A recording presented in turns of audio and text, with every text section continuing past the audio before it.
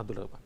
முதலில் இணைப்பில் இருக்கக்கூடிய எங்களுடைய மூத்த தலைவருக்கு என்னுடைய நன்றியை தெரிவித்துக்கொண்டு, கடந்த 10 வருடங்களுக்கு முன்பு சமூக நீதி பாதையில் பயணித்த ஒரு நபர் வழி தவறி போய் 10 வருடங்களுக்கு பிறகு இன்றுதான் சரியான பாதையை மீண்டும் வந்ததற்கு முதலில் தேமுதிகவிற்கு என்னுடைய வாழ்த்துக்களை தெரிவித்துக் கொள்கிறேன். ஒரு பலமான கூட்டணி கடந்த 10 வருடங்களாக வெற்றியை பார்க்காம இருக்காங்க தேமுதிக. அவர்களுடைய கட்சி தொண்டர்களும் வந்து பார்த்தீங்கன்னா சோர்வின் ஒரு மனநிலையின் விளிம்பில் இருக்கிறாங்க. இந்த நேரத்தில் எந்த கூட்டணியின் பக்கம் சேர்ந்தால் வெற்றி என்பது நிச்சயம் 100% கிடைக்கும் என்பதை சரியான நேரத்தில் சரியான முடிவை வந்து திருமதி பிரேமலதா அவர்கள் வந்து எடுத்திருக்கிறாங்க. ஓகே, அவங்க வந்தனால மட்டுமே காங்கிரஸுக்கான இட பிரச்சனைகள் எதுவும் ஏற்பட்டுவிடும், கூட்டணியில் வந்து தொகுதி சம்பந்தமான பிரச்சனைகள் அதை ஏற்பட்டுவிடும் அப்படின்னு பார்த்தீங்கன்னா அப்படிலாம் கிடையாது. காங்கிரஸ் என்பது ஏதோ வந்து தமிழக அளவில் வந்து மாநில கட்சிகளும் ஒரு திமுகவுக்கும் இடையே இருக்கக்கூடிய ஒரு ஒப்பந்தம் ஏற்பட்ட கட்சி கிடையாது. இது தேசிய அளவில், இது வந்து ஒரு தேர்தல் அரசியலுக்கான ஒரு கூட்டணியே கிடையாது. இது சித்தாந்தத்திற்கு எதிரான ஒரு கூட்டணி. இன்று தேசிய அளவில் நாம் யாரை எதிர்க்க வேண்டும், எதற்காக எதிர்க்க வேண்டும், எந்த திசைக்கும் போகாமல் நாங்கள் நடுநிலையில் இருக்கிறோம் என்று பயணித்தவர்களில் பல பேர் இன்று தேசியத்தில் மாநில அரசியல் காண போயிருக்காங்க. சந்திரசேகர் ராவ் 10 வருடமாக நான் இந்த பக்கம் இல்லை அந்த பக்கம் இல்லைன்னு இருந்தார், எங்க போனார்? நவீன் பட்நாயக் 25 வருடமாக அவரை யாராலும் எதுவும் செய்ய முடியவில்லை, இன்று எங்க போனார்? அரவிந்த் கெஜ்ரிவால் ஒரு காலத்தில் அவர் தான் இந்தியாவினுடைய 3வது பெரிய கட்சியாக வருவார்னு பேசப்பட்டார், இன்னைக்கு எங்க போனார்? ஸோ இன்னைக்கு தேசியத்தில் பாஜக என்ற ஒரு அசுரனை, ஒரு அசுர வளர்ச்சியில் இருக்க அந்த கட்சி எல்லா அமைப்புகளையும் தன்னகத்துக்குள் அடக்கி ஆளுகிறது. அப்படிப்பட்ட ஒரு கட்சியை வீழ்த்த வேண்டும் என்றால் அவர்கள் தயாரிக்கக்கூடிய அத்தனை கொள்கைகளும் தேசிய அளவில் தான் தயாரிக்கிறாங்க. எந்த ஒரு திட்டமாக இருந்தாலும் நமக்கு மாநில மக்களோ மக்களுக்கு எதிரான திட்டங்கள் மத்தியில் தானே வகுக்கப்படுது, மாநில அளவில் வகுக்கப்படல. அப்ப மத்தியில் இருக்கக்கூடிய அந்த அசுர வளர்ச்சி கொண்ட ஒரு கட்சியை வீழ்த்த வேண்டும் என்றால் மத்தியில் பார்க்காமல் மாநிலத்தை நோக்கி வளர்ச்சி இருந்ததா, திட்டங்கள் வகுக்கப்பட்டதா? கண்டிப்பாக. ஏனென்றால் காங்கிரஸை பொறுத்த வரைக்கும் பார்த்தீங்கன்னா இந்தியா முழுவதும் மாநிலங்களில் ஒரு காலத்தில் ஆட்சி செய்த கட்சி. நாங்கள் சுதந்திரத்தை இந்தியாவிற்கு பரிசாக பெற்றுக் கொடுத்தவர்கள். ஸோ எங்களை பொறுத்த வரைக்கும் இந்தியாவில் இருக்கக்கூடிய எல்லோரும் எங்களுடைய மக்களே என்ற திட்டத்தில் தான் நாங்கள் பண்ணோம். ஆனால் தற்போது பாஜக பார்த்தீங்கன்னா அவர்கள் ஏற்படுத்தி கொண்டு இப்போ தமிழ்நாட்டில் எப்படியாவது காலை ஊண்ட வேண்டும் என்றால் 2 திட்டங்களை வகுக்கிறார்கள். ஒன்று, பாஜக தமிழகத்தில் வலுவான கூட்டணியை கட்டியமைக்க வேண்டும். 2, ஏற்கனவே வலிமையாக இருக்கக்கூடிய ஒரு கூட்டணியை உடைக்க வேண்டும். தமிழகத்தில் திமுக இந்தியா கூட்டணி தலைவர் ஸ்டாலின் அவர்கள் தலைமையில் தான் இங்கே நாங்கள் கூட்டணியில் இருக்கிறோம், தேசிய அளவில் நாங்கள் இருக்கிறோம். இங்கே நாங்கள் வலுவாக இருக்கிறோம். எங்களை எப்பேற்பட்டாவது உடைத்து எப்படியாவது இந்த மண்ணில் கால் ஊன்ற வேண்டும் என்பது அவர்களுக்கு வெறி. ஏனென்றால் நாடாளுமன்றத்தில் எங்களுடைய தலைவர் ஓப்பனாக சொல்லியிருக்காரு, you will never ever rule over the people of Tamil Nadu.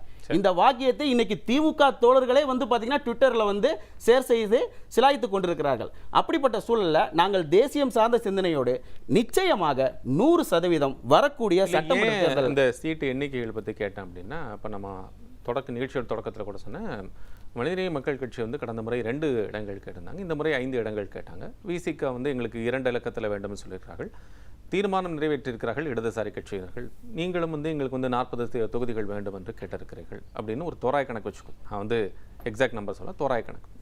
இப்போ கடந்த முறை விட அதிக சீட்டை வேணும்னு வச்சுக்கோங்க, அப்படியே வச்சுக்கணும். கடந்த முறை 25 இடங்கள் ஒதுக்கப்பட்டிருந்தது, இந்த முறை ஒரு 30 இடங்களாக ஒதுக்க வேண்டும் என்கின்ற ஒரு அவா இருக்கிறது என்று வைத்தால், உங்களுக்கு ஒரு 30, இடதுசாரிகளுக்கு ஒரு 20, 50, விடுதலை சிறுத்தைகளுக்கு ஒரு 10, 60, மக்கள் நீதி மையத்துக்கும் தேமுதிகவுக்கும் சேர்த்து ஒரு 15 வச்சுக்கூட 75 என்று வைத்துக்கொண்டால் இந்த கணக்குகளே கிட்டத்தட்ட 70க்கு மேலே வந்துருச்சு. 240ல் 170 திமுக நிற்கணும்னா இது 70 இடங்கள் இதில் வந்துருச்சு. நான் இதில் வந்து தமிமுன் அன்சாரி அவர்களை சேர்க்கவில்லை, மற்ற கருணாஸ் அவர்களை சேர்க்கவில்லை. இதெல்லாம் இன்னும் சின்ன சின்ன இதில் இருக்குது. இவர்களுக்கு இன்னும் சொல்லலை, தொகுதி சொல்லலை. அப்போ இந்த 160 இடங்களில் 170 இடங்களில் நிற்கணும் என்று சொல்லக்கூடிய திமுக தேமுதிகவுக்கும் பிரித்து கொடுத்து விட்டு எத்தனை தொகுதிகளை தனக்கென்று வைத்துக் கொள்ளுங்கிற அடிப்படை கேள்வி வரும்ல சார்? அதுதான் நான் கேட்குறேன். 100% நீங்கள் சொல்வது ஒரு சரியான கேள்வி. உங்களுடைய கேள்வி என்னன்னா, எல்லாரும் சீட்டுகளை அதிகமாக கேட்குறீங்களே, எல்லாருக்கும் சீட்டுகளை பிரித்து கொடுத்துட்டாங்கன்னா திமுக எப்படி 170 சீட்டில் நிற்பாங்க அப்படின்றதா உங்களுடைய அடிப்படை. கடந்த முறை 170 நின்றார்கள், அந்த கணக்கில் தான் நான் கேட்குறேன். அவங்க 170 நின்னாங்க இல்லையா, அந்த இடத்துக்கு வந்து குறைப்பதற்கான வாய்ப்புகள் குறைவு. அப்படி பார்க்கணும் போது எப்படி இப்போ நீங்கள் கூடுதலாக கேட்டால் எப்படி அந்த கணக்கு செட்டில் ஆகும்னு கேட்குறேன். இல்லை, நீங்கள் முதல்ல காங்கிரஸ் வந்து கூடுதலான தொகுதிகள் கேட்கிறார்கள், 41 கேட்கிறார்கள், 50 கேட்கிறார்கள், அமைச்சரவையில் பங்கு கேட்கிறார்கள், 15 நான் இவர் மேயரை கேட்குறாங்க அப்படின்னு பல்வேறு விதமான விஷயங்களை வந்து எல்லாரும் சொல்லிக்கிட்டு இருக்காங்க. ஆனால் எங்களுக்கு பேச்சுவார்த்தை நடத்துவதற்காக நாங்கள் ஒரு குழு அமைச்சிருக்கோம். எங்களுடைய குழுக்கள் இதுவரைக்கும் நாங்கள் வந்து இத்தனை சீட்டை வந்து ஸ்டாலின் அவர்களை சந்தித்து கேட்டோம், எங்களுக்கு இத்தனை தான் தரேன்னு சொன்னாருன்ற மாதிரி எந்த விதமான தகவல்களையும் நாங்கள் அதிகாரப்பூர்வமாக பொதுவெளியில் சொல்லவில்லை. எந்த இடத்துலையும் நாங்கள் அதை சொல்லலை. நான் அதுக்கு தான் என்ன சொன்னேன், நீங்கள் 25 சீட்டு கடந்த முறை பெற்றிருந்தீங்க, கூடுதலாக சீட்டு கேட்டிருக்கீங்க, ஒரு 5 சீட்டு நீங்கள் கூடுதலாக பெற மாட்டீங்களா அப்படிங்கிற கணக்கில் வச்சு தான் 30 அப்படின்னு சொன்னேன். 40 நீங்கள் சொன்ன 40ங்கிறது தோராய நம்பராக தான் நான் சொன்னேன். மறுபடியும் 30ங்கிற அடிப்படையில் வைத்துக் கொண்டால் கூட அப்படிங்கிற கணக்கு தான் நான் சொன்னேன். இல்லை நிச்சயமாக சென்ற முறை 25 தொகுதியில் போட்டியிட்ட ஒரு கட்சி இந்த முறை அதிலிருந்து சற்று கூடுதலாக போட்டியிடலாம்னு காங்கிரஸ் மட்டுமல்ல எல்லா கூட்டணி கட்சிகளும் அவாவும் அதுவாகத்தான் இருக்கு. எல்லா கட்சியும் தான் நான் சொன்னேன். எல்லா கட்சியும் தான். அப்ப இந்த நிலையில தேமுதிகவையும் உள்ள அடாப்ட் பண்ணியிருக்காங்களே அப்படின்னா தமிழகத்தை பொறுத்த வரைக்கும் தற்போது இருக்கக்கூடிய முதல்வர் ஸ்டாலின் அவர்கள் எப்பேற்பட்டாவது பாஜகவினுடைய முகமூடியை, அதாவது அதிமுக என்ற போர்வையில் இந்த பாஜக உள்ளே கால் பதித்து விடக்கூடாது என்பதில் மிகவும் மும்மரமாக செயல்படுகிறார். ஸோ எப்படியாவது சில நேரங்களில் கமலஹாசன் அவர்களுக்கு மக்கள் நீதி மையத்துக்கு ஒரு ராஜ்யசபா சீட்டை பரிசாக கொடுத்து அவரை தன்னுடைய கூட்டத்தில் வச்சிருக்காரு. இன்று வரை தமிம் அன்சாரி அவர்கள் மற்றும் தனியரசு அவர்கள், கருணாஸ் அவர்கள் நிபந்தனையற்ற ஆதரவை தான் திமுகவுக்கு கொடுத்து கொண்டிருக்கிறார்கள். ஸோ இந்த கூட்டணி வகுப்பதில் கூட்டணி இருக்கிறார். கூட்டணி வகுப்பதில் தலைவர் ஸ்டாலின் அவர்கள் இப்ப திமுக ஸ்டாலின் கடைசியாக நடந்த ஒரு பொதுக்கூட்டத்தில் சொல்றாரு, யாரோடு கூட்டணி, யாருக்கு எத்தனை சீட்டு, இதெல்லாம் பத்தி நீங்க யாரும் பேசக்கூடாது, நான் அதை பார்த்துக் கொள்வேன் அப்படின்னு மு.க. ஸ்டாலின் அவர்கள் பொது மேடையில் சொல்றாரு. இதையே தான் தமிழக காங்கிரஸுக்கும் சொல்லிருது. கே.சி. வேணுகோபால் எங்க தலைவர் வந்தப்பையும் சொன்னாரு, நீங்கள் யாரும் கூட்டணியை பற்றி பேசாதீர்கள், அது நாங்கள் அமைத்த குழு பார்த்துக்கொள்ளும் சொல்றாரு. அது அவர் மேலே உள்ளவர்கள் பார்த்து முடிவு செய்து கொள்வார்கள். இந்த கூட்டணியை தக்க வைப்பதற்கான முழு முயற்சியில் திமுக ஈடுபட்டிருப்பதனால் நிச்சயம் ஏதாவது ஒரு நல்ல முடிவை எடுத்து முதல்வர் வந்து இந்த கூட்டணியை தொடர வைப்பார். ஒரு கன்சென்சஸ்க்கு வந்துருவாங்க. கண்டிப்பா அந்த கன்சென்சஸ்னுடைய ஈக்குவல் பாயிண்ட் தான் எங்க இருக்குங்கிறது. வெற்றி தான் இலக்கு அப்படின்னு தெரிந்ததுக்கு அப்புறம் அதில் சற்று முன்ன பின்ன விட்டு கொடுப்பதில் ஒன்றும் தவறு இல்லையே. இலக்கு வெற்றி தானே. எங்களுடைய நிறைவு கருத்துன்னு பார்த்தீங்கன்னா, எப்படியாவது எப்பேற்பட்டாவது தமிழகத்தில் பாஜகவை காலுண்ட விடக்கூடாது. இதுதான் இந்த ஒரு அஜெண்டால யாரெல்லாம் எங்களுடன் சேர்ந்து பயணிக்கிறார்களோ, இதை தேசிய அளவில் எங்களுடைய தலைவர், எதிர்க்கட்சி தலைவர் ராகுல் காந்தி அவர்களுக்கும் தமிழக முதல்வர் ஸ்டாலின் அவர்களுக்கும் ஒரு நல்ல சகோதரத்துவம் இருக்கிறது.